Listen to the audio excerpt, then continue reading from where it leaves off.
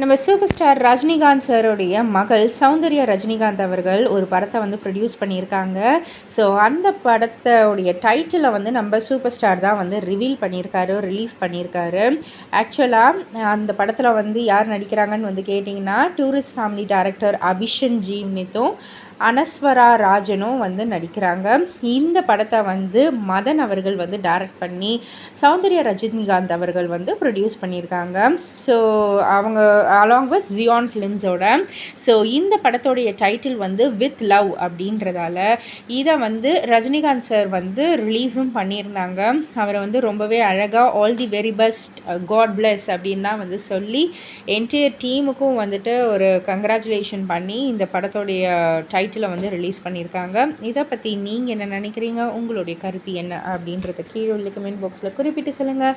மறக்காமல் சேனலை சப்ஸ்கிரைப் பண்ணி பக்கத்தில் உள்ள பெல் ஐக்கானை கிளிக் பண்ணிவிடுங்க.